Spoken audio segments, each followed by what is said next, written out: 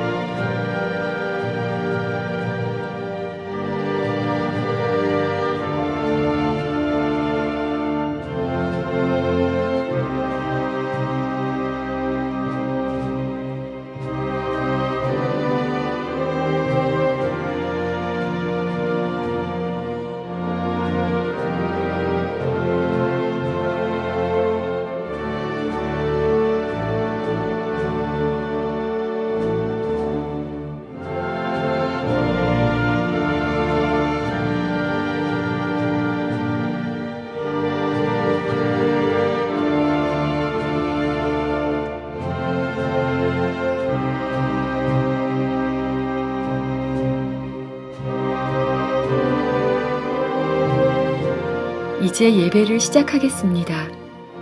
하나님의 영께서 우리의 예배에 임재하여 주시기를 간절히 바랍니다. 묵상 기도하심으로 하나님께 우리의 마음을 드리겠습니다.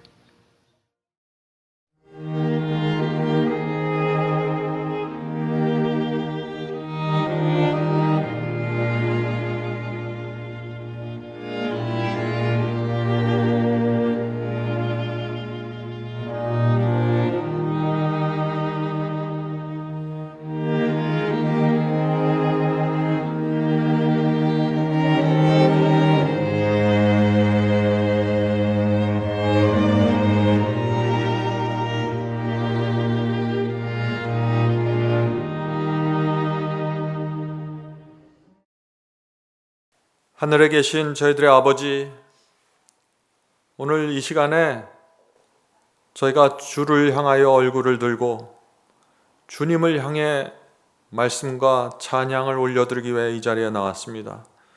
주께서 저희의 예배와 마음을 받아주시고 말씀과 성령으로 감동시켜 주셔서 새로운 인간으로, 새로운 피조물로 될 수 있도록 도와주시옵소서.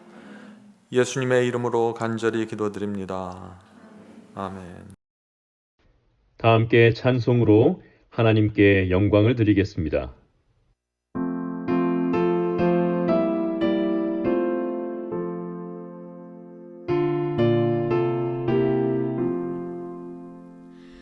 너의 믿음 식을 때에 주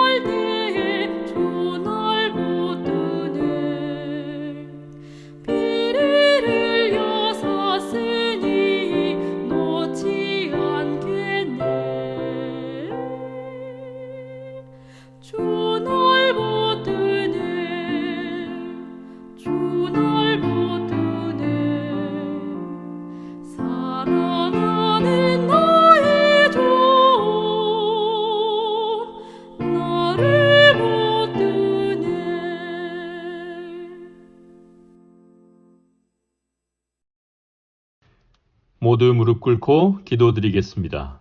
기도를 마친 후 음악이 이어지면 개인 기도를 드려주시기 바랍니다. 하늘에 계신 하나님 아버지, 주님의 전에 나와 함께 예배드리고 주님을 찬양하게 하시니 감사합니다. 우리가 창조주 하나님을 기억하고 하나님을 경외하는 심령으로 이 자리에 나왔습니다. 우리를 만나주시고 하나님의 뜻과 주님의 계획을 우리에게 보여주시고 어린 양이 어디로 인도하든지 기뻐하면서 따라가는 신부의 마음을 새겨주시옵소서. 아멘. 하나님 아버지, 우리를 세상과 바벨론으로부터 빼내어 주셔서 진리의 길로 인도해 주심에 감사합니다. 우리가 비록 연약하지만 우리를 빼내주신 주님의 은혜가 크기에 주님의 일꾼이 되기를 우리가 자원합니다. 우리를 붙들어 주시고 은혜를 베풀어 주셔서 하나님을 증거하고 주님께 영광 돌리는 삶을 살 수 있도록 역사하여 주시옵소서. 아멘.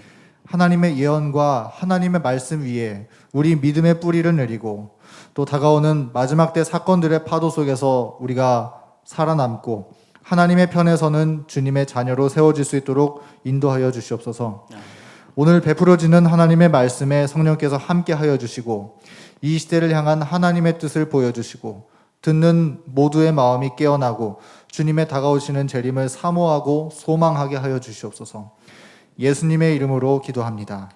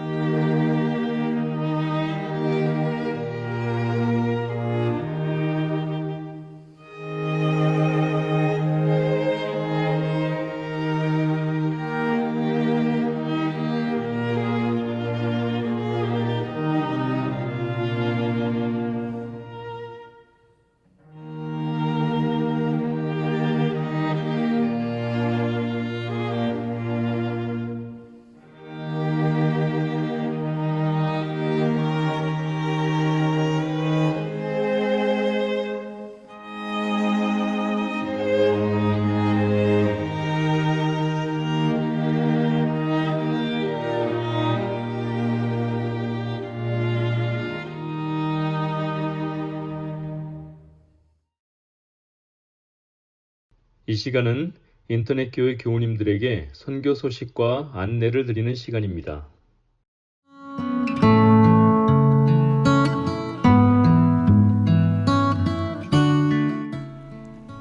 안녕하세요. 마지막 사명에서는 하나님을 만난 이야기를 나눕니다.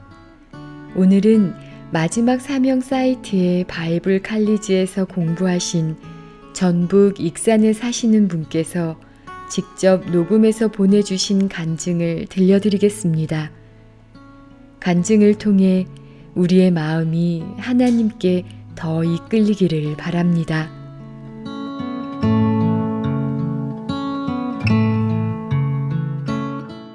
하나님께서 저에게 주신 이 기쁨과 평안을 주신 증거를 말함으로 주님께서 기뻐 받으심을 믿습니다. 저는 과거의 삶이 파란만장한 거칠은 광야길을 걸어왔습니다. 하나님을 잘 믿는다고 어려서부터 젊은 청춘 때까지는 개신교 신앙을 했었고요. 30살 때부터는 경건주의 신앙을 한다는 모 신앙 단체에 들어가서 시골의 협업마을을 구성하여 한솥밥을 먹으면서 300명의 식구들이 27년이란 세월 속에서 오직 행함으로써 경건하게 살고자 하면서 쉴 틈 없는 육체적 노동과 외적으로만 만들려고 하는 행동이 되어버렸고요. 인간의 무지와 자아는 마음속에 꽉 찬 상태에서 영혼의 몸부림이 끝이 없었습니다. 정말이지 지금 와서 생각해보면 막연한 믿음의 몸부림을 쳤었지요. 그럼에도 불구하고 경건주의 단체를 이끌던 교주는 자기의 유익이라면 서슴없이 부정행위를 하고 사리사욕을 취하는 인본주의로 전락을 했습니다. 처음 만남의 초심의 신앙을 잊어버리고 육신의 종교로 전락하는 모습을 겪게 되면서 하나님을 진실이 믿고자 했던 한솥밥을 먹던 식구들은 너무나 큰 실망 끝에 오랜 세월 27년간을 살던 곳을 맨손으로 박차고 나와서 각자의 삶으로 돌아가서 종교도 없는 사람들처럼 길거리에서 장사도 하고 갖은 고생을 하면서 살아왔었습니다. 그러나 마음은 중심에는 언제나 하나님을 찾아야 한다는 마음은 항상 가지고 있었습니다.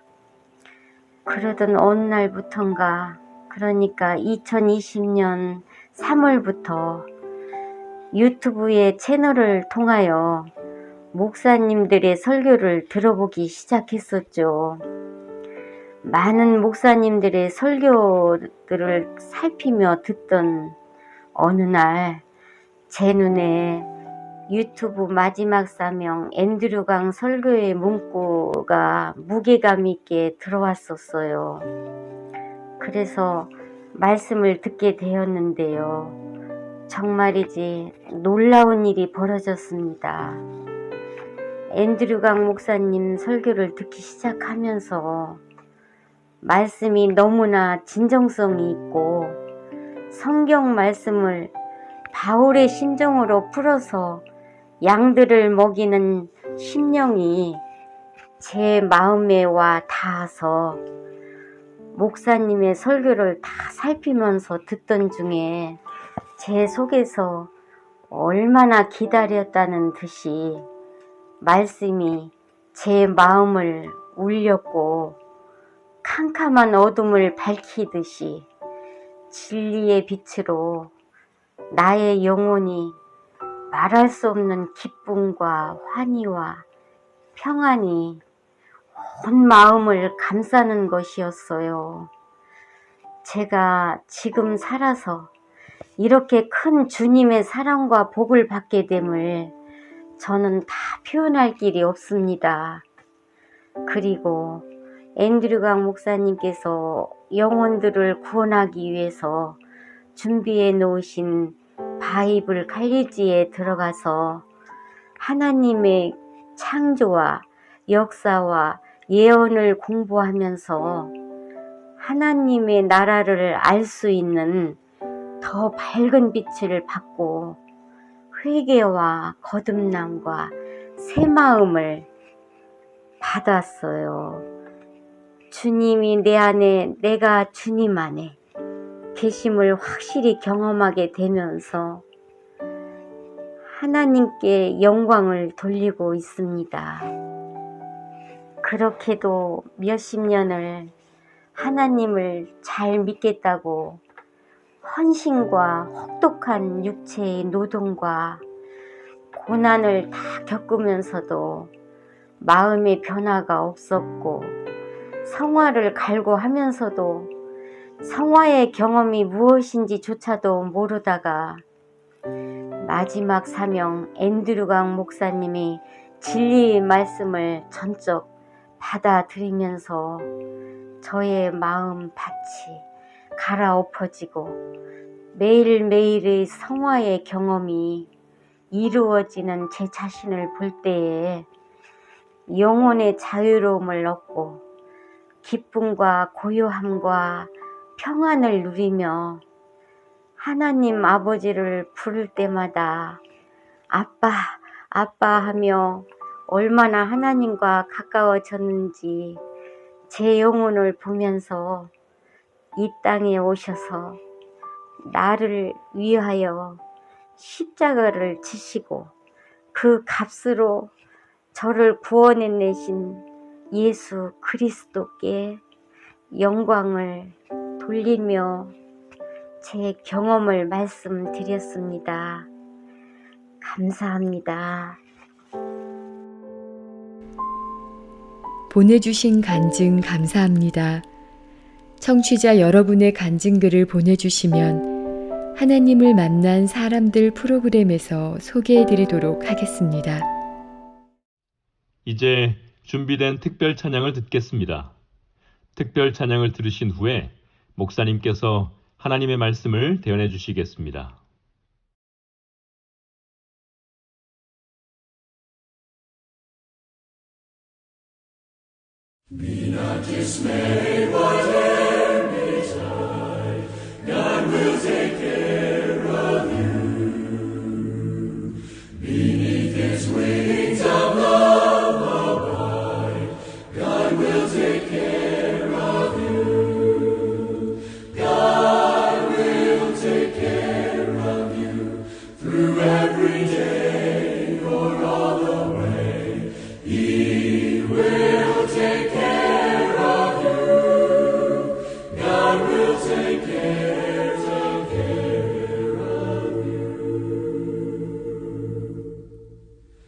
Through days of toil when heart doth fail, God will take care of you.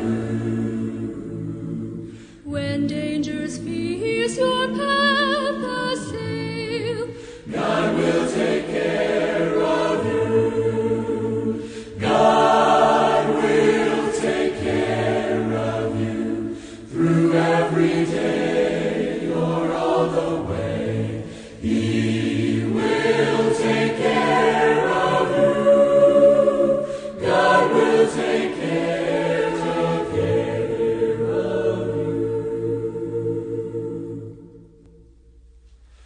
All you may need, He will provide.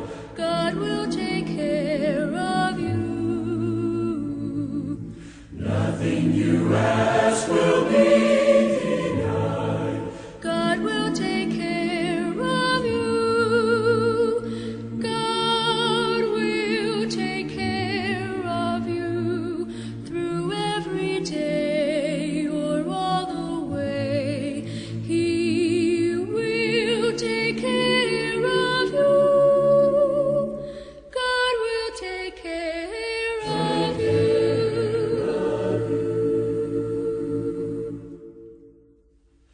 No matter what may be the test, God will take care of you. Lean weary one upon His breast, God will take care of you.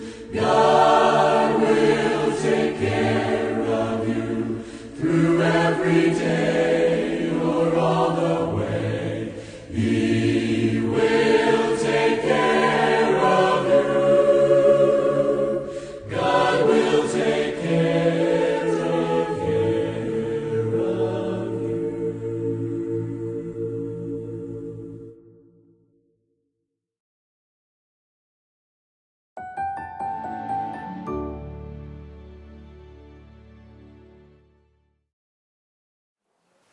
오늘 제가 나눌 말씀의 제목이 좀 특이하죠? 세상 종말과 인공지능입니다. 아마 여러분들 중에 어떤 분들은 아니 왜 목사님이 설교를 하는데 인공지능에 대해서 하는가라는 말을 할 것입니다. 성도 여러분, 10년 전부터 놀라운 일이 이루어지고 있습니다. 전혀 상상할 수 없었던 변화의 물결이 시작되었습니다.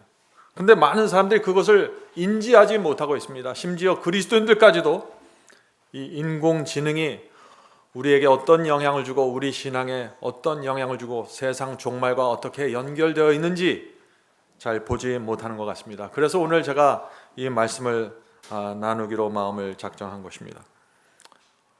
우리 세대는 그러니까 한 50대, 60대 이 나이들은 중화공업과 또 선박과 자동차와 제조업이 세계 10대 기업의 그 주류를 차지하고 있었던 시대였습니다. 1980년대, 90년대까지 세계 10대 기업은 은행이나 물건이나 어떤 기계를 만들어내는 회사들이 세계적인 회사였습니다. 그러나 2011년이 되면서 완전히 달라지기 시작했습니다. 2011년에 구글이 갑자기 세계 최고의 기업으로 올라오게 되었고 또 애플이 올라오게 되었고 2015년도에는 판도가 완전히 달라지면서 또 2017년에 아마존이 또 세계적인 기업으로 올라왔습니다. 지금 그래서 세계 8대 기업은 우리가 생각하는 그런 회사들이 아니라 전혀 다른 회사들이 세계 8대 기업을 차지하고 있다는 것입니다. 무엇인가요? 아마존입니다. 구글, 애플, 마이크로소프트, 페이스북, 또 텐센트, 세계 최고의 게임 기업이죠. 게임 기업이 세계 8대가 됐습니다. 텐센트, 알리바바, 삼성입니다. 자, 8대 기업의 공통점이 어떤 회사들입니까? 무엇입니까? 모두 IT죠. 인터넷 기업입니다. 스마트폰과 깊이 연결된 회사들이죠. 그들은 이 모든 회사들의 최고의 목표는 뭐냐면 인공지능을 개발하는 것입니다. 이렇게 될 때, 이런 각도에서 볼 때 인공지능이야말로 앞으로 세상을 지배할 엄청난 기술이 되는구나 하는 것을 우리가 볼 수 있는 것이죠. 구글은 지난 3년 동안 인공지능 회사만 17개를 인수했다고 합니다. 또 페이스북은 전체 수익의 30%를 인공지능에 지금 투자하고 있다고 합니다.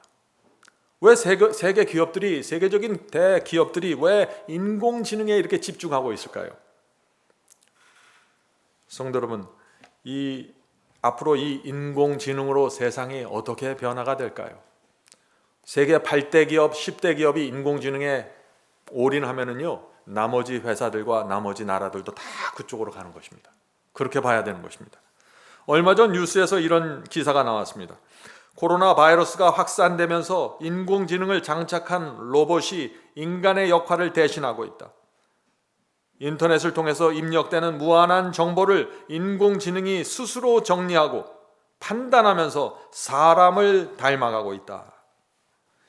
자, 인공지능 굉장히 좋은 것 같지만 굉장히 의문을 갖게 만드는 것입니다. 인공지능이 무엇인지 아는 사람들은 인공지능에 두 가지 극단적인 면이 있다고 지금 말하고 있는 것입니다. 테슬라 전기 자동차의 일론 머스크 있죠? 그분은 인공지능을 지목하면서 인류가 악마를 소환하고 있다고 경고했습니다. 테슬라 자동차 안에는 인공지능이 깊이 들어가 있는데 인공지능은 악마를 소환하는 것이다 라고 말하고 있는 것입니다. 또 구글의 창업자 레리 페이스는 인공지능이 구글의 최종 목표라고 칭찬했습니다. 자, 인공지능은 두 얼굴이 있는 것입니다. 한쪽에서는 악마라고 부르고 있고 다른 한쪽에서는 그거야말로 우리 세상의 희망이라고 지금 말하고 있는 것입니다. 그러나 우리가 모두 이 전문가들의 얘기를 들어보면은요, 다들 그 마음속에 인공지능을 두려워하고 있습니다. 왜 그럴까요? 거기에는 이유가 있겠죠. 오늘 말씀의 주제는 단순히 제가 어떤 인공지능의 어떤 기술적이고 과학적인 얘기를 하려고 하는 것이 아니라 이 마지막 시대에 인공지능이 성경의 예언을 어떻게 성취시킬 것인가라는 문제를 제가 말씀드리려고 하는 것입니다. 오늘 제가 나누는 말씀은 이 전문적인 분야이기 때문에 제가 개인적인 생각을 말할 수 없고요. 그동안 제가 하버드 대학이나 스탠포드 대학 또 여러 뉴스 매체에서 나온 자료들을 제가 보면서 여러분에게 정리해서 하나님의 예언과 함께 나누려고 하는 것입니다. 지난 10년 만에, 아주 짧은 10년 만에 수십 년 동안 이 세상을 지배했던 회사들이 무대에서 사라져 버리고 말았습니다. 공장과 굴뚝은 더 이상 세계적인 기업의 랭킹에 들어가지 못합니다. 다시 말해서 스마트폰을 통해서 전 세상 사람들과 연결된 회사들, 또 인터넷에 엄청난 속도로 지식을 나누고 인터넷을 통해서 물건을 파는 사람들이 엄청난 부를 지금 끌어모으고 있는 것입니다. 세계 최고의 회사가 구글이죠. 이 구글은 물건을 파는 회사가 아닙니다. 이 구글은 인공지능을 통해서 검색 서비스를 무료로 주면서 광고 수익으로만 구글 전체 수익의 90%가 들어옵니다. 참 이상하죠. 광고 하나 해갖고 세계 1위가 돼요. 세상이 이렇게 됐다는 것입니다. 왜요? 구글의 이 인공지능 컴퓨터 시스템이 이 세상 수십억 명의 핸드폰과 직접 연결되어 있어서 그래요. 자, 지금 어떤 일이 생기고 있는 것입니까? 이 모든 전문가들은 지난 10년 동안 이미 새로운 기술 혁명, 산업혁명이 시작되었다고 합니다. 더 이상 제조업의 시대는 아니라고 하는 것이죠. 이 새로운 산업혁명의 중심에 들어가 있는 것이 인공지능이라는 것입니다. 그래서 여러분들이 살아있는 동안 앞으로 이 세대는 인공지능이 지배하는 세상이 될 것이다 하는 것입니다. 인터넷에 있는 그 엄청난 지식들이 빠른 속도로 사람들의 손에 쥐어져 있는 이 핸드폰과 연결되어 있는 것입니다. 그래서 이 인공지능 혁명이 가능하게 됐다는 것입니다. 여러분들도 그렇잖아요. 핸드폰 하나로 이 지구에 있는 엄청난 지식을 다 접할 수 있습니다. 이것은 10년 전만 해도 도무지 상상할 수 없는 일이었죠. 성도 여러분, 왜 세상에 갑자기 이런 변화가 생겼을까요? 우리 그리스도인들은 이런 질문을 생각해야 한다는 것입니다. 성경이 그렇게 될 것이라고 예언하고 있기 때문에 이렇게 되는 것입니다. 지금부터 2600년 전에 다니엘서는 마지막 때가 되면서 바로 이런 일이 생길 것이라고 예언한 것입니다. 자, 그 말씀이 어디에 있나요? 다니엘서 12장 4절 보겠습니다. 다니엘서 12장 4절. 다니엘아, 마지막 때까지 이 말을 간수하고 이 글을 봉함하라. 많은 사람이 빨리 왕래하며 지식이 더하리라. 자, 마지막 때가 되면 세상이 어떻게 된다고 했습니까? 많은 사람이 빨리 왕래하며 지식이 더해진다고요. 이 예언은 제가 과거에 해석할 때는 그저 교통 속도가 빨라지고 과학이 급속한 지식을 올라간다 하는 식으로만 생각을 했어요. 그런데 이 말씀이 지금 이제 와 보니 한층 더 나가는 것입니다. 에덴 동산에서부터 6,000년 동안 인류는 말과 마차를 타고 여행했습니다. 그러다가 지난 불과 200년 전에 말과 마차를 버리게 되었습니다. 증기기관이 나왔고 방적기계가 나오면서 자동차가 나오고 기관차가 나왔습니다. 그러다가 지금은 우주선을 타고 저 우주로 화성까지 가버리는 시대가 된 것입니다. 그러다가 지난 10년 전부터 속도가 급격하게 빨라지는 일들이 생긴 것입니다. 인터넷이 나온 것입니다. 인터넷의 속도가 엄청나게 빨라지더니 세상의 모든 것이 달라지게 되었습니다. 성도 여러분, 이 세상에 왜 이런 일이 생기나요? 성경이 그렇게 될 것이라고 예언하고 있기 때문입니다. 세상은 점점 더 빠르게 나갈 것입니다. 엄청난 지식들이 이 세상의 각 사람의 손에 연결될 것입니다.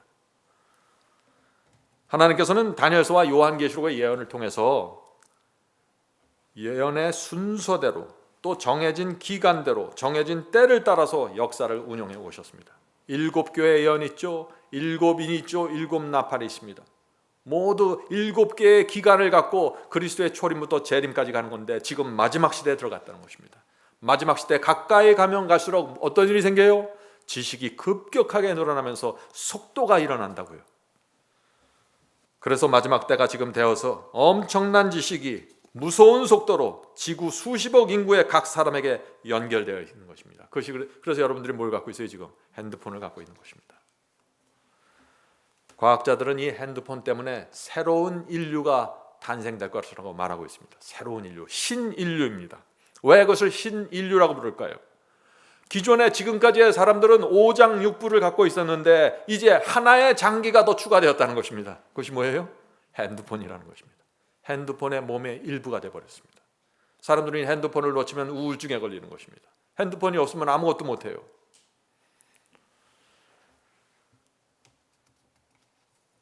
다니엘서는 마지막 때가 되면 많은 사람이 빨리 왕래하며 지식이 더하리라고 예언했는데 지금 그 시대가 되었다는 것입니다. 이 예언의 끝에 오는 것입니다. 가장 빠른 속도로 지금 들어가는 것입니다. 성도 여러분, 제가 지금 무슨 말을 하고 있는가요? 세상 끝이 가까웠다는 말은 다시 말해서 짐승의 표 환란이 가까이 온다는 것입니다. 예수께서 곧 재림하신다는 것입니다. 인공지능의 발달로 인해서 엄청난 지식의 속도들이 생기면서 짐승의 표 환란이 가까이 온다 하는 것입니다. 자, 어떻게 그렇다면 인공지능이 마지막 짐승의 표 환란과 연결될 수 있을까요? 우리가 그 말씀을 나누는 것입니다. 물론 인공지능은 나쁜 것이 아닙니다. 이것을 잘만 이용하면 우리에게 큰 이익을 줍니다. 그러나 동시에 이 인공지능은 지구의 모든 사람들을 모니터링하고 통제할 수 있는 시스템이 되는 것입니다.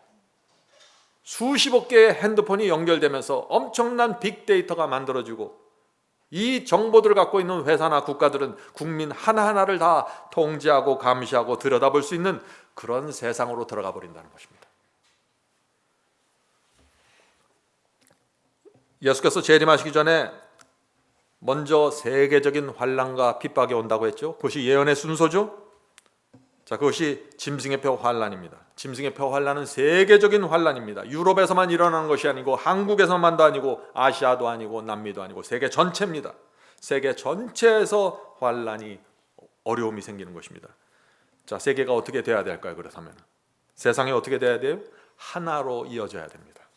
세계 각 국가들이 강력한 힘으로 하나로 연결되어 있어서 서로 같이 국민들을 감시하고 통제할 수 있는 시스템이 마련되어야 된다는 것입니다. 시스템이. 자, 그 말씀을 읽어보죠. 요한계시록 13장 15절부터 17절입니다. 요한계시록 13장 15절부터 17절.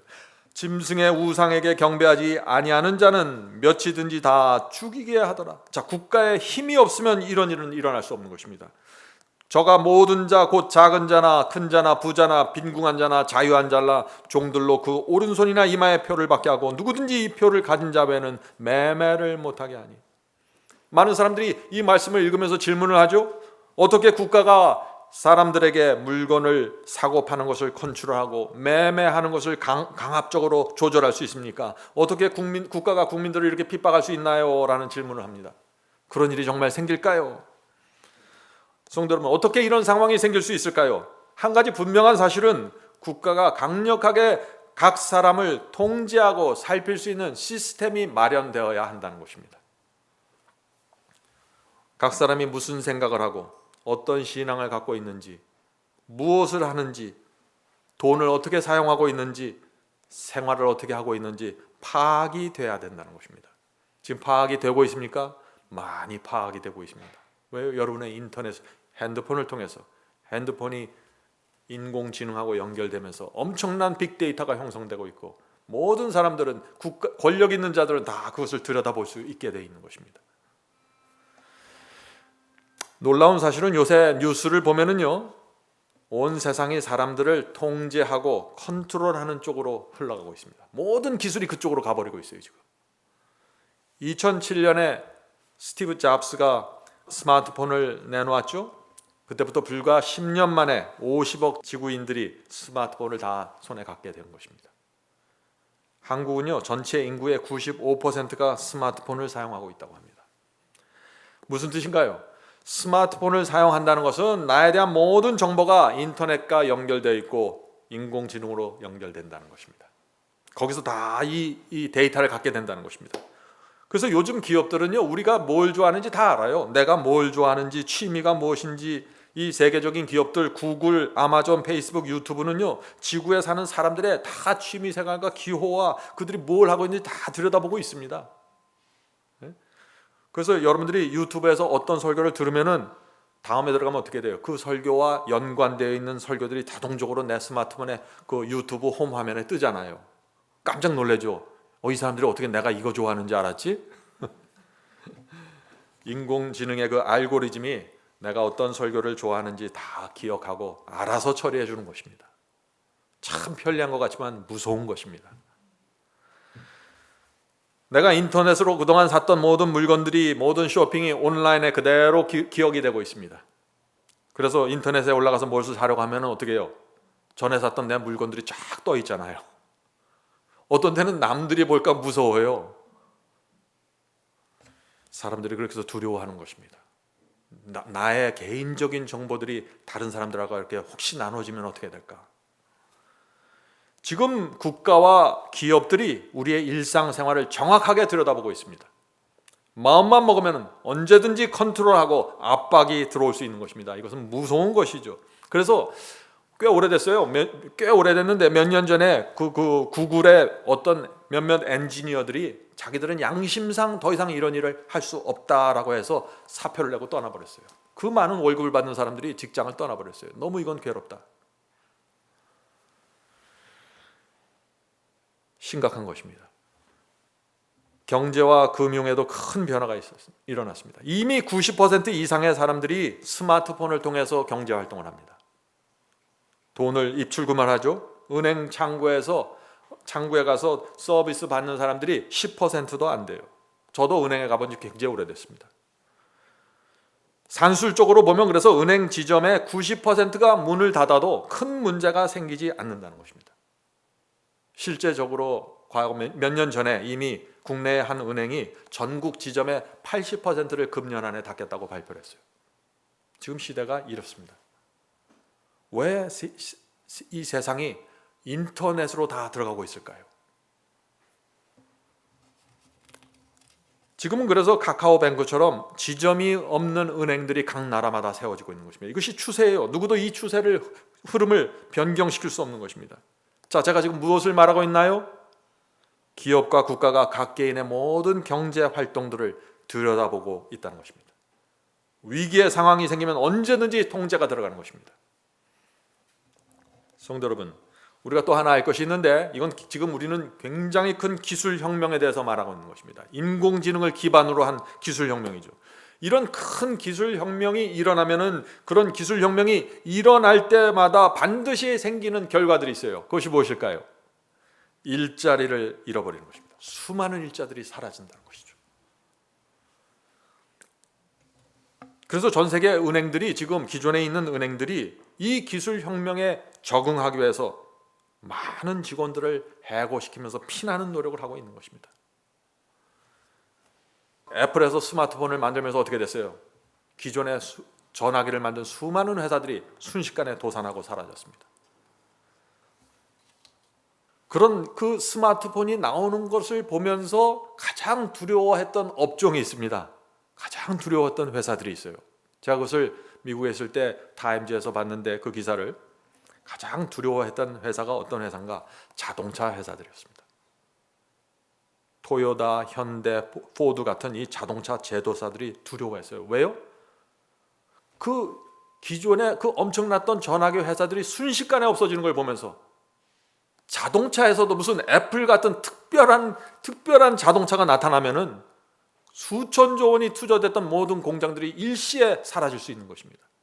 그래서 새로운 종류의 자동차가 나타날 것을 두려워하고 이것이 무엇이 될지 미래를 두려워했던 것입니다. 그런데 몇 년 전에 무엇이 나왔습니까? 미국에서 테슬라 전기 자동차가 나왔죠.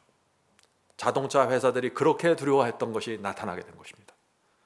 지금 테슬라 전기 자동차의 시가총액이 세계에서 몇일까요? 1위가 됐습니다. 몇 년 만에 1위로 바로 올라가 버린 것이에요. 기존의 모든 자동차들을 눌러버렸습니다. 근데 이 테슬라 자동차는 기존에 한 번도 자동차를 만들어 본 적이 없는 사람들이에요. 그런 사람들이 모여서 이 자동차를 만들었는데 토요타, 벤츠를 누르고 세계 1위가 됐어요. 이 전기 자동차에는 앞에 본넷이나 뭘 열어보면 아무것도 없어요. 텅 비어 있어요. 엔진도 없고 기존 자동차를 돌아가게 했던 부품들이 전혀 없습니다. 그저 모터와 배터리 그리고 자율주행 프로그램 이것으로 해서 그냥 자동차가 돌아가 버리는 것이에요. 이 자율주행, 이 전기 자동차의 중심에 또 뭐가 있어요? 인공지능이 들어가 있는 것입니다. 그래서 지금 자동차를 누가 만들려고 해요? 애플이 만들겠다고 하고 구글이 만들겠다고 나서잖아요. 지금 기계가 중요한 것이 아니에요. 컴퓨터 회사들, 프로그래밍 하는 회사들, 스마트폰 만드는 회사들이 전기차 업계로 지금 쏟아져 들어오고 있어요. 성도 여러분, 지금 우리가 앞으로 당하는 이 미래는 엄청난 변화가 일어날 것입니다. 기술 혁명이 이렇게 생기면 무슨 일이 생긴다고요? 수많은 일자들이 사라진다고요. 자동차 생산직의 60%가 사라질 것이라고 말하고 있습니다. 기존에는 회사 하나가 생기면은요 3,000개 이상의 부품업자가 필요했습니다. 미국 조지아에 기아 자동차 하나가 들어왔을 때 3,000개 이상의 한국 부품 공장들이 따라 들어왔어요. 그런데 이제는 그런 회사들이 필요 없다는 것입니다. 주유소도 필요 없게 되고 자동차 정비소도 사라진다는 것입니다. 엄청난 변화가 생길 것입니다. 앞으로 몇 년 안에 말이죠. 유통업도 마찬가지죠. 유통업이 무엇인가요? 유통업에 가장 많은 일자리를 제공하는 업계가 있다는 것은 유통업입니다. 사람들이 이번에 코로나 바이러스를 통해서 어떻게 됐어요? 이제 백화점 다닙니까? 가게 다녀요? 아니에요. 이제는 스마트폰으로 물건을 다 삽니다. 백화점, 대형마트들이 빠른 속도로 사라질 것입니다. 이미 온라인에서 물건을 구매하는 사람들이 오프라인에서 물건을 구매하는 사람들의 숫자보다 이미 초월했습니다. 이렇게 사람들이 스마트폰으로 물건을 구입하면서 세계 최정상으로 올라간 공룡 기업이 있는데 그것이 뭐예요? 아마존이죠. 아마존이 등장하면서 또 수많은 회사들이 도산하는 것입니다. 이제 도매상도 필요 없고 소매상도 필요 없어요. 스마트폰과 세계적인 그 아마존 회사가 직접 연결되어 있기 때문에 중간에 거칠 필요가 없습니다. 그래서 미국 백화점 3분의 1이 파산했습니다. 체인점 20%가 문을 닫았어요. 이런 현상은 전 세계적으로 앞으로 가속화된다는 것입니다. 성도 여러분, 이 스마트폰을 점령하는 회사들, 이 수십억 인구의 스마트폰과 연결시키는 회사들이, 그런 기업들이 세상을 지배하게 되는 것입니다. 그들이 모든 데이터와 정보를 갖게 되는 것입니다. 우리가 지금 성도 여러분, 우리가 지금 무엇을 공부하고 있어요? 무엇을 살펴보고 있습니까? 우리 지금 세상 얘기하는 거 아닙니다. 우리 앞에 엄청난 혼돈과 변화가 생기는데 우리가 그리스도인으로서 우리가 어떻게 이것을 통과해야 되는지 그 문제를 지금 살펴보고 있는 것입니다. 온 세상이 온라인으로 연결되어 있고 기업과 정부가 모든 사람들의 사생활과 정보를 점점 더 구체적으로 깊이 들여다보게 될 것입니다. 이것이 짐승의 표 환란이 일어나기 전에 준비되어야 될 준비 과정입니다.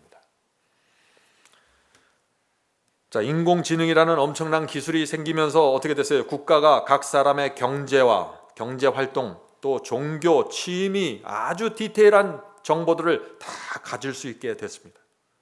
스마트폰이 생기고 또 보안 시스템이 생기면서 어떻게 됐습니까? 사람들의 얼굴 정보까지, 이제 안면 인식 프로그램까지 나왔죠. 지문을 인식하는 프로그램이 나왔죠.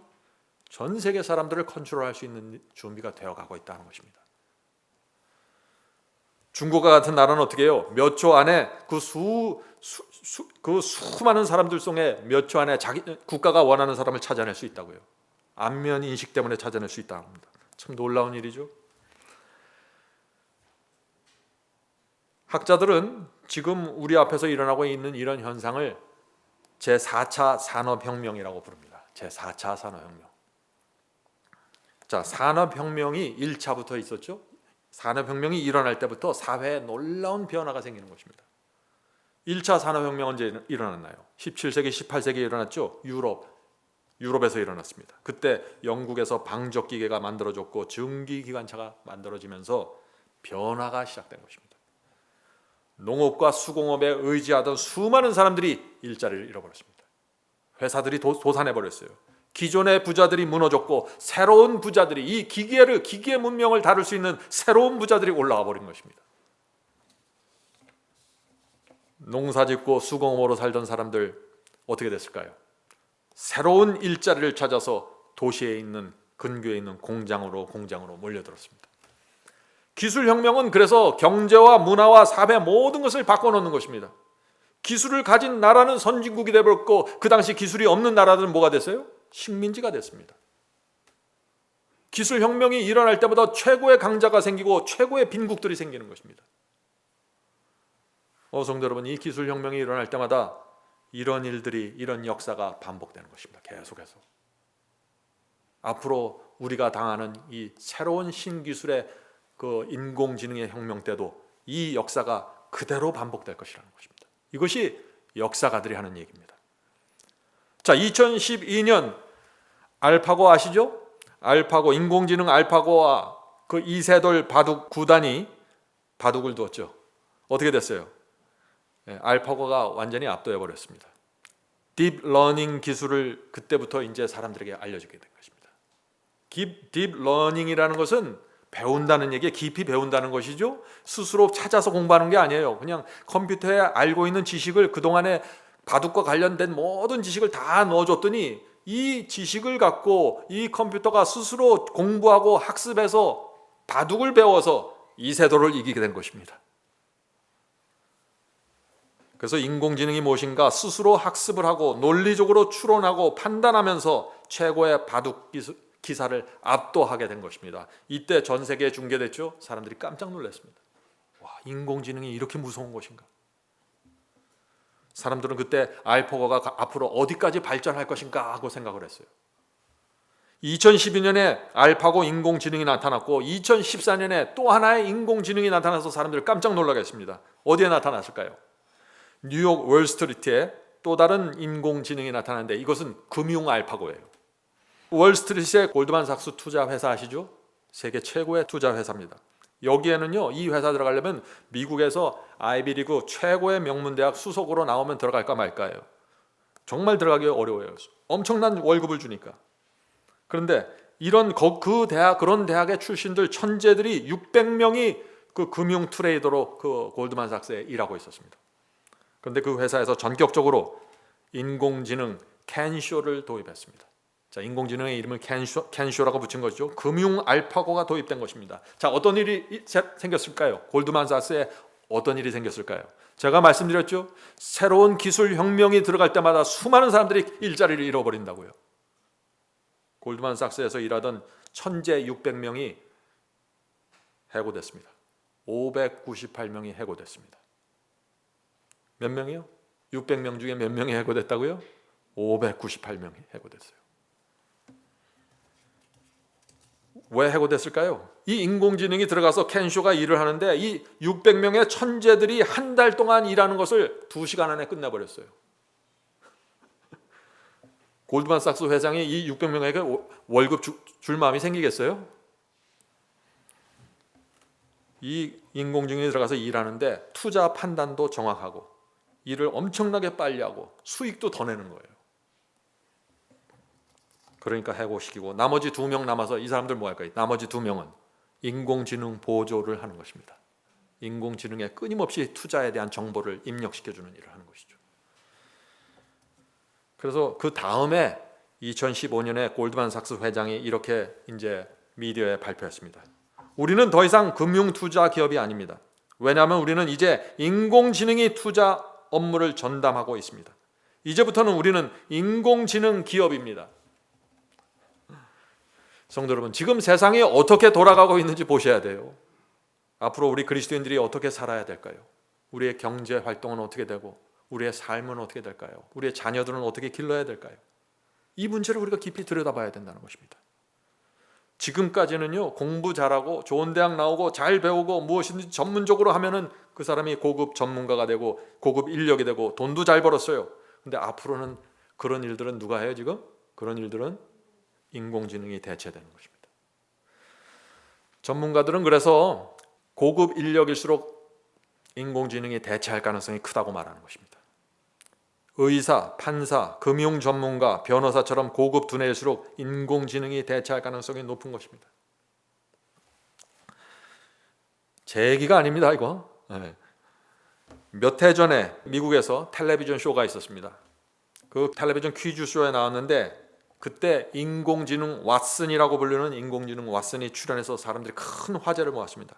그때 이 왓슨과 대결하는 이 사람이 나왔는데 이 사람은 72회 연속 그 텔레비전 퀴즈쇼에서 72회 연속 퀴즈왕이 됐던 사람이에요. 이 사람도 엄청나게 똑똑하겠죠? 이 똑똑한 72회 연속 우승한 이 사람과 왓슨, 인공지능 왓슨이 대결한 것입니다. 누가 이겼을까요? 인공지능이 완벽한 승리를 해버렸습니다. 이 사회자가 질문을 던지면 대답을 하잖아요. 여기에 사람이 있고 여기 인공지능이 있습니다. 사람인지 사회자가 그 어려운 질문들을 던지는데 이 인공지능 왓슨이 그걸 듣고 다 분석하고 알아듣고 해서 바로 대답을 내놓는 거예요. 그 대답을 내놓는데 이 퀴즈 왕보다 72회 연속 퀴즈 왕 한 사람보다 더 빨리 더 정확한 대답을 내놓는 거예요. 그래서 그 대결의 결과로 이 인공지능 왓슨이 100만 불의 상금을 받았습니다. 처음부터 상대가 되지 않는 게임이죠. 인공지능 왓슨이 어느 정도인지 아세요? 1초에 책 100만 권 이상의 분량의 정보를 학습하고 정리할 수 있는 컴퓨터입니다. 상상할 수 없는 지능과 능력이죠. 인공지능이 앞으로 우리의 삶에 어떤 영향을 미칠까요? 그래서 제가 이 문제를 나누는 것입니다. 제가 이 문제를 2주 전에 이 문제를 들여다보면서 깜짝 놀랐어요. 이것은 우리 그리스도인의 신앙에 중요한 영향을 미칠 수 있겠구나.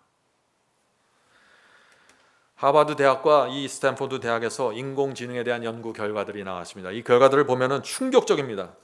그들은 미래를 이렇게 설명합니다. 앞으로 인공지능에 의해서 수많은 직업들이 대체되면서 대다수의 사람들이 난민 수준의 삶으로 떨어지게 될 것이다. 어느 수준으로요? 난민 수준이 된다고요. 난민 수준. 믿을 수 없는 말이죠. 그러나 제가 골드만삭스의 그 인공지능을 바라보고 또 천재 전문가, 투자 전문가 600명 중에 598명이 순식간에 해고되는 그 기사를 읽으면서 앞으로 인공지능이 이 세상을 지배하겠구나 하는 그 모습을 보게 되는 것입니다. 성도 여러분, 두려워할 필요 없습니다. 세상 사람들은 두려워할 수 있어요. 이런 모습을 보면서 어떻게 이 세상이 흘러갈 것인가 두려워할 것입니다. 그러나 하나님의 말씀과 예언을 알고 있는 우리는 진리 안에서 미래를 정확하게 볼 수 있습니다. 오늘 우리가 그 말씀을 좀 나누려고 하는 것입니다. 성도 여러분, 인공지능의 발전 속도 놀라울 것입니다. 왜 놀라워요? 전 세계에 있는 그 수억 대의 스마트폰에서 올라오는 엄청난 정보들이 계속해서 인공지능에게 정보를 제공하고 인공지능은 앉아서 그것을 계속해서 학습하고 추리하고 판단하면서 도무지 상상할 수 없는 능력들이 생기는 것입니다. 각 분야별로 말이죠. 전기자동차도 인공지능으로 움직인다고 했죠. 이 전기자동차도 계속해서 인포메이션을 받는 것입니다. 이미 팔려나간 전기자동차들이 도로를 달리면서 생기는 수많은 정보들을 날마다 인공지능 테슬라 자동차에게 계속해서 보내주는 것입니다. 인터넷을 통해서. 전기차의 인공지능이 그 모든 정보들을 받아서 놀라운 속도로 학습하고 프로그램을 진화시키는 것입니다. 그리고 그 진화된 프로그램을 다시 전기차에게 주는 것입니다. 그래서 점점 더 이 성능을 좋게 가져가는 것이죠. 성도 여러분, 이 인공지능의 힘이 뭔지 아세요? 인공지능의 힘. 인공지능의 힘은 뭐냐? 하루 24시간 잠도 자지 않고 정보를 받아들이고 학습하면서 공부합니다. 이 세상에 어디 그런 학생이 있겠어요? 엄청난 에너지로 지식을 받아들이면서 발전하는 것입니다. 그래서 지난 몇 년 동안 이미 이런 일들이 이루어졌어요. 그래서 지금 다 큰 기업마다 다 어떻게 하면 우리가 인공지능으로 인력을 대체할 것인가 그것을 고민하고 있는 것이에요. 그래서 맥도날드에서 어떤 결정을 했을까요? 맥도날드에서 이 로봇을 개발하고 로봇에 인공지능을 넣어서 무인 햄버거 가게를 지금 준비하고 있다고 합니다. 그렇게 되면 어떻게 될까요? 수많은 일자들이 또 사라지는 것입니다. 인공지능으로 운영하는 무인 호텔이 생겼습니다. 일본에도 생겼고 미국에도 생겼어요.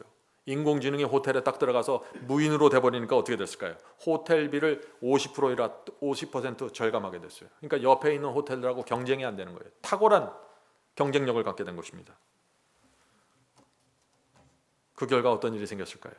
직원들이 또 50% 해고됐습니다. 인공지능이 작곡도 합니다. 작곡. 네? 노래도 만들어요. 기사를 써주잖아요. 인공지능 안에 넣어주면 인공지능이 기사를 읽고 이 분위기를 스스로 파악해서 가사의 분위기에 맞춰서 노래를 만들어냅니다. 몇 분 안에 만들어내요. 러시아에서는 인공지능이 쓴 소설이 베스트셀러가 되었습니다. 성도 여러분, 지금 우리가 어느 세상을 살고 있나 잘 보셔야 돼요. 뉴욕의 유명한 셰프가 인공지능에게 수만 개의 음식 레시피와 조리법을 넣어줬습니다. 입력시켰어요. 그랬더니 이 인공지능이 지구에 존재하지 않는 새로운 레시피와 음식을 딱 만들어낸 거예요. 이 인공지능이 새로운 요리를 만든 모든 과정을 알려줬고 어떤 소스를 써야 되며 그래서 이 셰프가 그 인공지능이 준 레시피대로 음식을 해냈더니 그 맛이 기가 막힌 거예요. 이 세상에 존재하지 않는 새로운 맛을 만들어낸 것입니다. 이런 얘기들이 어떻게 보면 참 아름답게 들리고 낭만적으로 들리지만 이 내용을 들여다보면요 무서운 일이 지금 진행되고 있는 것이에요. 그래서 수많은 회사들이 인공지능을 장착한 로봇을 개발하기 위해서 올인하고 있는 것입니다. 이 인공지능과 이 로봇은요, 회사 주인의 입장에선 이것보다 좋은 것은 없어요. 왜요? 임금을 올릴 필요도 없잖아요. 파업 염려할 필요도 없어요. 밤에도 자지 않고 일해요. 휴가도 없어요. 이기심도 없어요. 네? 인공지능 로봇은 최고의 직원입니다. 그래서 공장용 인공지능이 나오고 농업용 인공지능이 나왔습니다. 농업용 인공지능이 무엇인가요? 씨를 심고 식물을 심고 추수하는 모든 일을 다 인공지능 로봇이 하는 것입니다.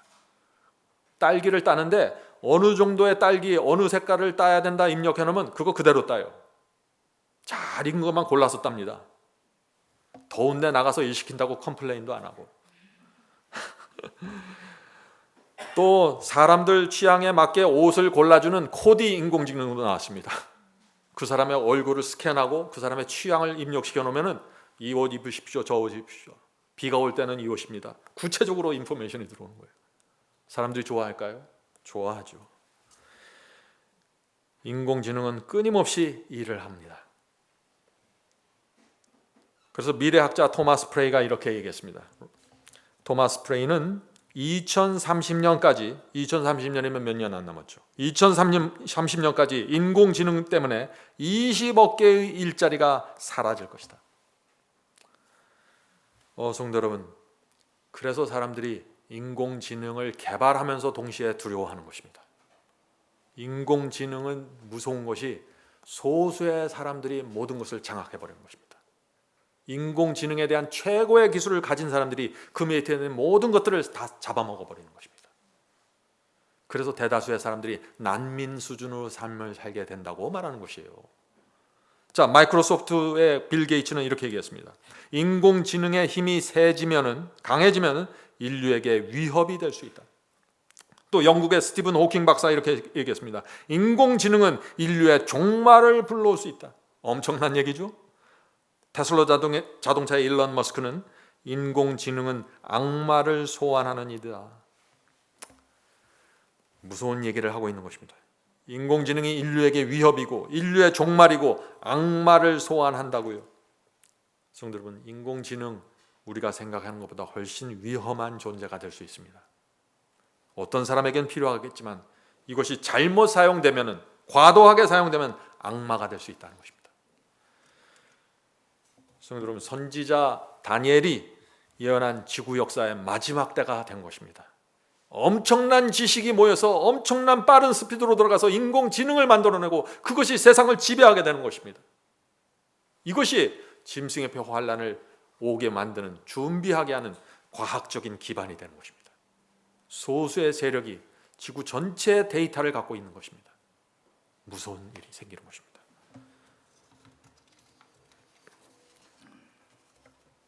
오늘 이 시간과 다음 설교를 통해서 우리가 앞으로 어떤 일을 생기게 되는지 두 번의 설교를 통해서 제가 이 문제를 좀 나누려고 하는 것입니다.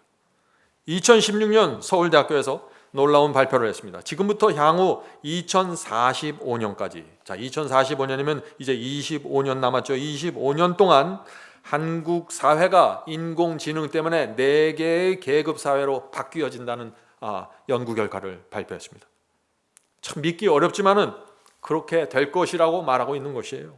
앞으로 25년 안에 말이죠. 자, 그 4개의 계급이 뭔가? 첫 번째 계급은 인공지능 기업을 소유한 사람들이라는 것입니다. 다시 말해서 구글이나 아마존 같은 이런 기업들이 인공지능의 최고의 기술을 갖고 있는 사람들이 첫 번째 제 상위 클래스가 될 것이다 하는 것이죠. 뭐 석유 만들고 기계 만들고 선박 만들고 이런 거 다 이제 사라지는 거예요. 더 이상 인류가 아니에요, 그런 사람들은. 자, 두 번째 계급은 뭐냐?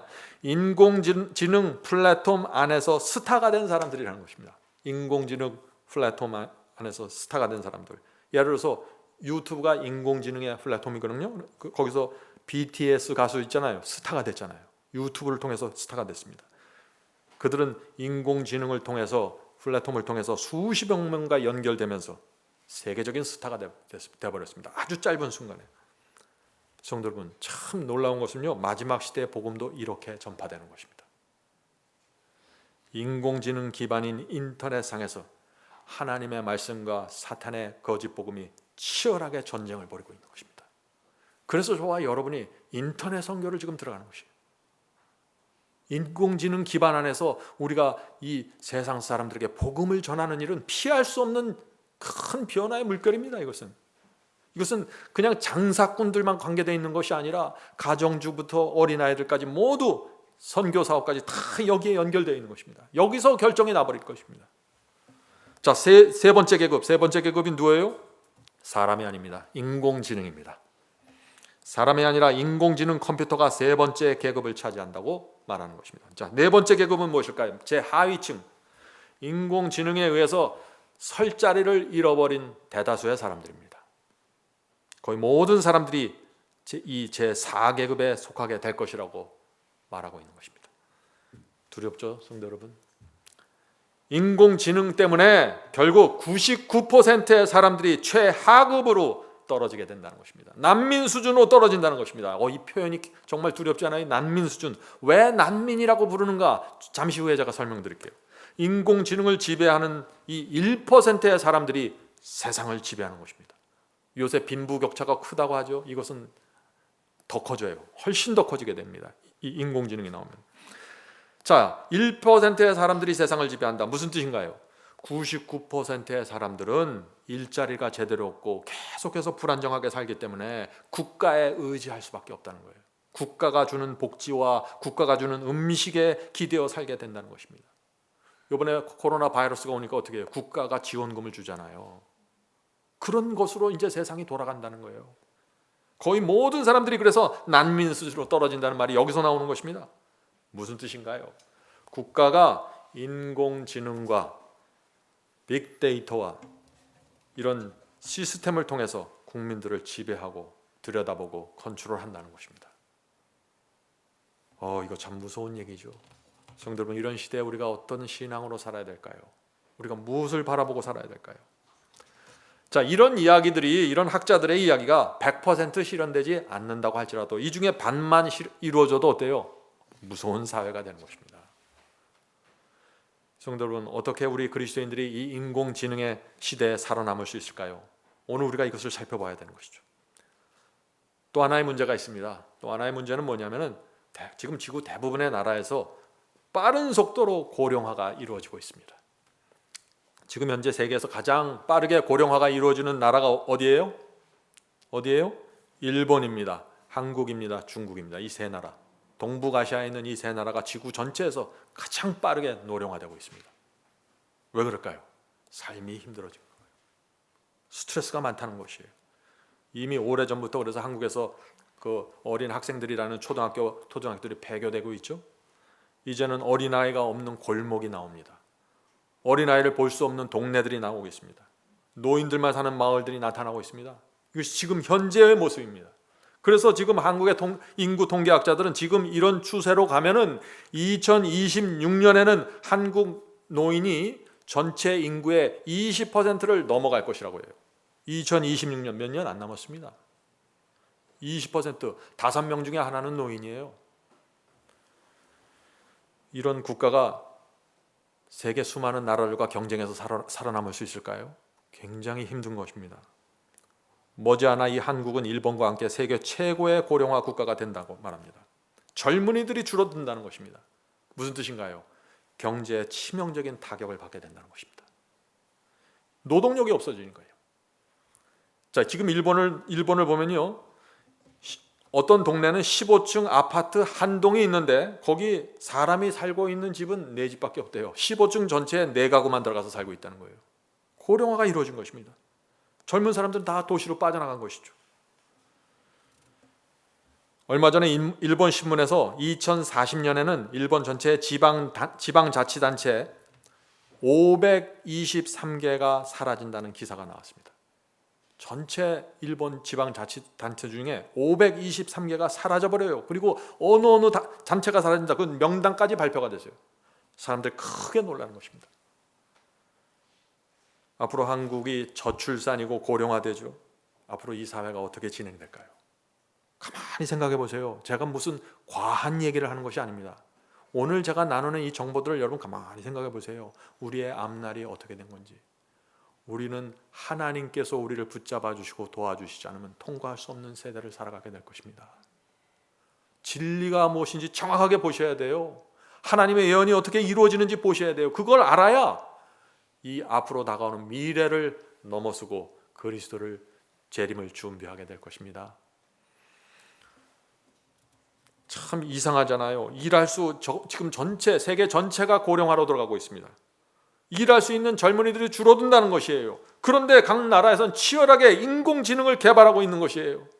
너무 이상하지 않아요? 고령화로 점점 노동력이 줄어드는 시대로 우리가 들어가고 있는데 왜 인공지능을 개발해서 더 일자리를 줄일까요? 말이 안 되는 일을 하고 있는 것이에요. 왜냐하면요, 이 회사들은 경쟁에서 지면은 바로 삼류 회사가 됩니다. 경쟁에서 지는 나라는 바로 삼류 국가가 됩니다. 그래서 죽기 살기로 매달리는 거예요. 경쟁에서 3위 하면 소용없어요. 1위 해야 살아남는 거예요. 인공지능은. 최고의 좋은 인공지능이 있는데 왜 2류, 3류를 쓰겠어요? 그래서 죽기 살기로 여기 매달리는 거예요. 지금 회사들이. 지금 우리 눈에 보는 이 인공지능은요, 아무것도 아니에요. 작년에 구글에서 또 발표했어요. 뭘 발표했냐? 앞으로 양자 컴퓨터를 개발한다고 발표했어요. 양자 컴퓨터. 양자 컴퓨터가 뭐예요? 이세돌을 이긴 알파고 아시죠? 그 알파고가 1만 년 동안 할 일을 이 양자 컴퓨터는 200초 만에 끝난다는 거예요. 이 알파고 인공지능이 1만 년 동안 해내야 될 일을 양자 컴퓨터가 들어오면 200초 안에 끝난다. 상상이 되세요? 그래서 지구 인구를 4계급으로 나누고 최하류의 그 인공지능 밑에 대부분의 사람들이 난민의 수준이 돼버릴 수밖에 없다. 이 엄청난 이런 컴퓨터들이 나오기 때문에 말이죠. 구글, 페이스북, 마이크로소프트 같은 회사에서 이 양자 컴퓨터가 앞으로 10년 안에 상용화될 것이라고 말했습니다. 이 양자 컴퓨터가 상용화되면 어떻게 될까요? 컴퓨터의 IQ가 1만 이상으로 넘어가는 것입니다. 이 IQ 있죠? IQ가 1만 이상으로 넘어가는 거예요. 사람이 천재면 IQ 몇 이상입니까? 180 이상, 200이면 천재잖아요. 양자 컴퓨터는 IQ가 1만이 넘는 것입니다. 어떤 일이 생길까요? 대부분의 사람들은 바보가 되는 것입니다. 실업자가 되고 인공지능의 지배를 받게 되는 거예요. 지금 제가 말씀드리는 게 점점 뭐처럼 돼요? 영화처럼 들리죠? 미래 공상 영화처럼 지금 들리잖아요. 지금 제가 얘기를 하면서도 그렇게 느껴요, 저도. 근데 이게 멀지 않았다는 거예요, 지금. 우리가 살아있는 동안 이런 일들이 생길 수 있다는 것입니다. 성도 여러분, 이제 잘 생각해 보세요. 하나님께서 이 세상을 인공지능이 지배하도록 내버려 두실까요? 그럴 수는 없는 것입니다. 그렇다면 무슨 말인가 이것이? 예수께서 재림하실 날이 가까이 올 수 있다는 것입니다. 더 이상 그리스도의 재림이 지체될 수 없다는 것입니다. 이렇게 볼 때 마지막 짐승의 환란, 짐승의 표 환란이 매우 가까이 있을 수 있다는 것을 우리가 볼 수 있다는 것입니다. 이것이 세상을 바라보면서 하나님의 예언을 보면서 들여다볼 수 있는 영적인 통찰력입니다. 성도 여러분, 코로나 바이러스 이번에 크게 생겼죠. 일자리를 수많은 사람들이 잃어버렸습니다. 그렇게 되면서 어떤 현상이 이 사회에 생겼습니까? 사람들은 국가가 이제 더 많은 것을 책임져 달라고 요구하기 시작했습니다. 더 많은 복지, 더 많은 지원을 달라고 요구하고 있는 것이에요. 왜? 먹고 살기 힘들어요. 미국도 마찬가지입니다. 미국 사람들도 미래를 불안하게 보고 있어요. 지금 세상 누가 미래에 대해서 환상을 갖겠어요? 다 불안해하는 것입니다. 그래서 이 선거 때마다 어떤 사람들이 표를 많이 받아요? 사회주의를 지향하는 정치인들이 표를 많이 받는 것입니다. 그래서 사회주의가 뭐예요? 국가가 국민들을 책임져주는 시스템 아니에요. 성도 여러분, 지금 이 세상이 어떻게 돌아가고 있는지 보이십니까? 점점 더 빈부차가 생길 것입니다. 일반 서민들이 가난하게 되죠. 그러면서 인공지능이 폭발적으로 개발되면서 빅데이터가 형성되고 국가는 모든 사람들의 정보를 갖게 될 것입니다. 원하기만 하면 누구나 가서 모니터링하고 감시할 수 있는 시스템이 만들어지는 것입니다. 성도 여러분, 이것이 지금부터 마지막 환란이 올 때까지 이 세상이 돌아가는 과정입니다. 짐승의 우상에게 경배하지 못한 사람들을 사고 파지 못하게, 매매하지 못하게 하는 시스템이 있어야 되는 것입니다. 그 시스템이 인공지능을 통해서 지금 마련되고 있다는 것입니다. 우리가 이것을 보면은 우리의 신앙이 어떻게 돼야 될까요? 정말 이제는 세상에 대한 그 애착심, 세상에 대한 사랑 다 내려놓으시고 하나님의 말씀 안으로 들어와셔야 됩니다. 가장 안전하고 정말 평안이 하나님의 말씀 안에만 있게 될 것입니다. 자, 인공지능을 가진 기업이 세상을 이끌게 됩니다. 정부는 국민 개개인의 삶을 들여다보고 컨트롤할 수 있게 되는 그런 흐름으로 지금 가고 있습니다. 그래서 사방바람이 놓여지고 있는 것입니다. 이 순서를 잘 보세요. 사방바람이 왜 놓여지고 있는지 마태복음 24장에 나오는 재림의 징조들 아시죠? 홍수와 기근과 지진과 전염병이 창궐하게 되는 것입니다. 마지막 시대 온 세상이 크게 이 재림의 징조로 흔들리는 것입니다. 그래서 바울이 뭐라고 했어요? 이 재림의 징조가 어떻게 온다고 그랬죠? 여인이 해산하는 고통처럼 온다고 그랬잖아요. 데살로니가전서 5장 3절 보겠습니다. 여러분들 이 말씀 아시죠? 데살로니가전서 5장 3절입니다. 그들이 평안하다 안전하다 할 그때 임신한 여자에게 해산의 고통이 이른과 같이 멸망이 갑자기 그들에게 이르니 결코 피하지 못하리라. 자, 무슨 뜻인가요? 아기가 태어나려고 하면은 산모의 고통이 점점 더 커지죠. 그런데 점점 더 자주 일어납니다. 빈도가. 재림의 징조가 그렇게 일어난다는 것입니다. 점점 더 자주, 점점 더 크게, 큰 사이즈로 재림의 징조들이, 재난이 일어난다는 것입니다. 그래서 예수께서 재림하실 때까지 앞으로 재난은 점점 더 심해질 것이라고요. 이번 코로나 바이러스로 온 세상이 마비되었습니다. 경제가 어떻게 흔들리는지 우리 눈앞에 한번 보여주셨습니다. 하나님의 백성들, 예언의 빛을 갖고 있는 사람들만 알 수 있도록 징조가 나타난 것입니다. 성도로, 만일 코로나 바이러스보다 더 강력한 바이러스가 나타나면 어떻게 될까요? 더 큰 재난들이 지구로 몰려오면 어떻게 될까요? 경제가 여지없이 흔들리면서 무너지기 시작할 것입니다. 그렇게 되면 어떻게 될까요?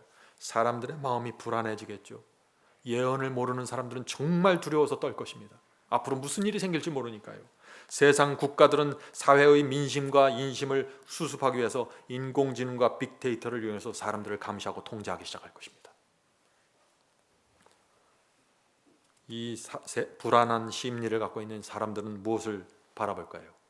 이 세상을 누가 좀 나타나서 이 세상을 평강과 복락으로 끌어갈 수 있으면 좋겠다 하는 마음으로 세상을 바라보기 시작할 거예요. 그때 누가 나타나는 거예요? 그때 요한계시록 13장에 나타나는 적그리스도가 나타나는 것입니다. 온 세상의 희망으로 등장하는 것입니다. 가장 도덕적이고 가장 종교적이고 가장 사랑이 많은 모습으로 나타나게 될 것입니다. 그리고 그 적그리스도와 함께 기독교의 거짓 선지자들이 하나로 연합해서 이 세상에게 희망의 메시지를 던지기 시작하는 것입니다.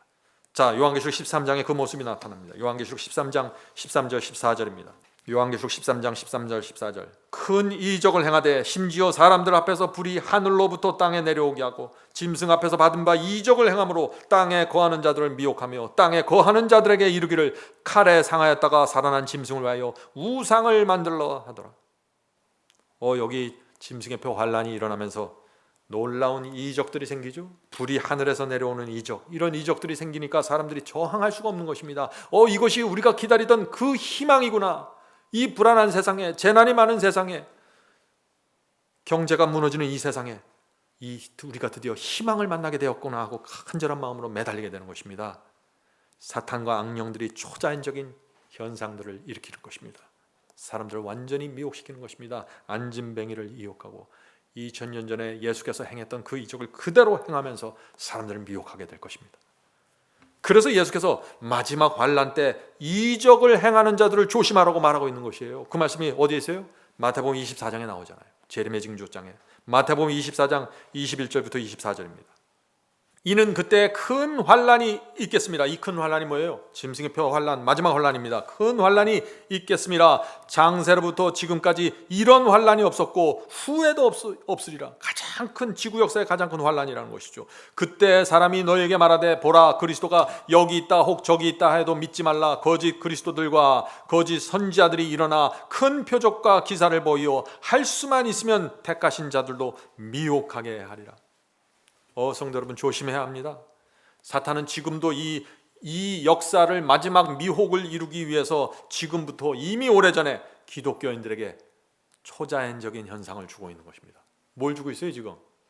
지금 제가 바이블 칼리지를 공부하면서 사람들하고 접촉하면서 나누는 사람들, 굉장히 많은 사람들이 음성을 듣고 있다고 해요. 환상을 보고 있다고 합니다. 어떤 계시를 보고 있다고 합니다. 그런 사람들이 굉장히 많아요. 사탄은 그리스도인들이 기적과 표적에 의지해서 신앙을 하도록 끌어가고 있는 것입니다. 수많은 사람들이 지금 여기에 걸려 있는 것입니다. 그런 사람들은 짐승의 표 환란이 일어나고 마지막 큰 미혹이 엄청난 이적들이 생길 때 다 넘어가게 될 것입니다. 그동안 내가 듣던 그 환상, 내가 듣던 음성이 바로 이것이었구나 하고서 거기에 다 들어가게 될 것입니다. 그때 이 마지막 미혹이 일어날 때 지구의 모든 사람들은 이 짐승과 거짓 선지자를 하나님께서 보내신 종으로 받게 될 것입니다. 이 세상을 구원할 유일한 희망으로 바라보게 되는 것입니다. 성도 여러분, 누가 그 앞에서 저것이 적그리스도고 저것이 짐승이라고 외칠 수 있을까요? 하나님의 진리에 정확하게 서 있는 사람들, 마지막 예언의 빛에 의해서 정확하게 세상을 보는 사람들, 그리고 그 안에, 그 마음 안에 하나님의 의가 새겨져 있는 사람들, 그런 사람들이 그날 하나님의 편에 서게 될 것입니다.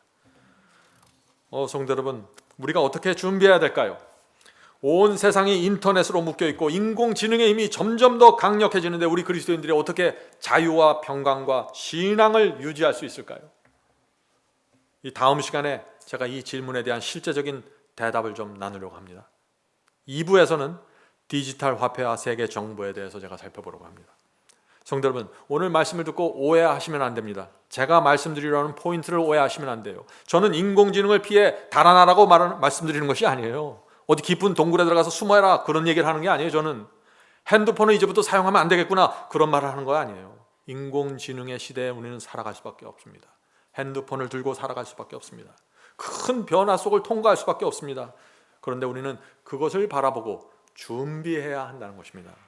내가 어떤 신앙을 갖고 이 엄청난 폭풍우를 통과해야 되는지 정확하게 들여다봐야 된다는 것이에요. 가장 중요한 것은 신앙입니다. 하나님께서 우리와 함께 하시지 않으면 우리의 어떤 육신적인 준비도 의미가 없게 될 것입니다. 하나님께 충성하는 신앙이 필요합니다. 하나님께 충성하려면 어떻게 뭘 알아야 돼요? 진리가 무엇이라 알아야 충성을 하죠. 어떤 사람은 충성을 하는데 거짓에게 충성하고 있어요. 어떤 사람은 충성하는데 적그리스도에게 충성하고 있어요. 왜 그래요? 진리가 무엇인지를 모르기 때문에 그런 거예요. 그런 일들이 일어나는 것이에요. 성경이 말하는 적그리스도는 누군지 알아야 하죠. 짐승의 표가 무엇이고 어떻게 강요되는지 알아야 하죠. 어떻게 마지막 환란을 위해서 준비할 수 있는지 알아야 합니다. 주님께 충성하는 신앙이 무엇인지 알아야 합니다. 대부분의 사람들이 이것을 알지 못하는 것입니다. 그래서 마지막 환란이 일어날 때 하늘에서 불이 내려오는 엄청난 이적이 생길 때 다 미혹당하는 것입니다. 준비가 되지 못하는 것입니다. 왜 이런 일이 생길까요? 오늘날 기독교회가 하나님의 말씀과 예언을 있는 그대로 백성들에게 가르치지 않기 때문이죠. 사람들은 열정은 있지만 열심은 있는데 무지합니다. 진리에 대해서 무지합니다. 성도 여러분, 하나님의 말씀 하나만 보고 가야 됩니다. 그렇지 않으면 길을 잃어버립니다. 오늘 이 방송을 보는 분들 이번 기회에 꼭 마지막 사명 웹사이트 바이블 칼리지 오셔서 성경을 공부하시고 예언을 확인하시기 바랍니다. 여러분의 운명이, 인생이 달린 성경 공부가 될 것입니다. 성령께서 우리 모두를 진리의 빛으로 인도해 주시길 간절히 바랍니다. 하늘에 계신 저희들의 아버지, 열 처녀가 졸고 있는 동안 신랑이 오고 있습니다. 하늘에 계신 아버지, 그동안 저희가 세상에 붙잡혀서 졸고 있었다면 눈을 뜨고 깨어날 수 있도록 도와주시옵소서. 새로운 시대가 오고 있다는 사실을 볼 수 있도록 도와주시옵소서. 예수 그리스도의 재림이 더 이상 지체될 수 없는 시대가 오고 있습니다. 주여, 저희 마음에 오늘 말씀을 통해서 성령께서 알려주시고 저희의 필요한 것들을 채워주시고 영적으로 저희가 어떤 준비를 해야 되는지 말씀 속으로 깊이 들어가고 주께서 주시는 그 의의 경험으로 깊이 들어가게 도와주시옵소서. 이 세상에 살지만 세상에 속하지 않는 자로 살 수 있도록 지켜주시옵소서. 하늘에 계신 아버지, 오늘 함께 모여서 기도하는 성도들에게 함께하여 주셔서 이제 더 이상 연약하고 죄를 변명하고 세상을 변명하는 그런 신앙에서 떠나서 하나님께 나갈 수 있도록 도와주시옵소서. 죄를 내려놓고 세속을 내려놓고 하나님의 말씀 안에서 흡족하고 만족한 그리스도인 될 수 있도록 도와주시옵소서.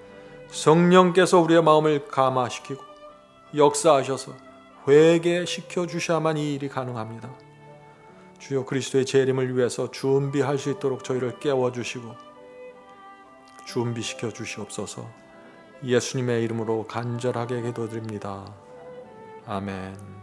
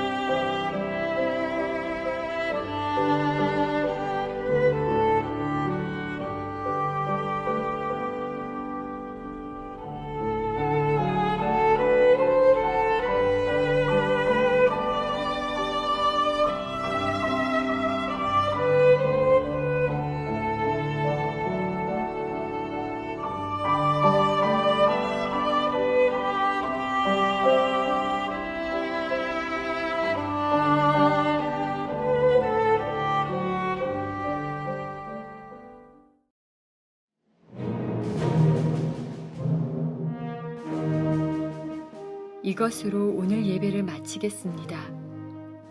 설교 말씀에 대한 감동이나 소감을 웹사이트 하단 게시판에 남겨주시면 감사하겠습니다. 사시는 지역 또는 나라와 함께 간증을 남겨주시면 우리 모두에게 큰 위로와 격려가 될 것입니다. 마지막 사명 사역을 위해 헌금하시기 원하시는 분들은 웹사이트 상단 헌금함에 드려주시기 바랍니다. 성도 여러분의 헌금은 복음을 전파하는 일에 소중히 사용됩니다. 그럼 다음 주 이 시간에 다시 뵙겠습니다. 마지막 사명 인터넷 교회 교우 여러분, 하나님의 은혜와 평강이 함께 하시길 간절히 바랍니다.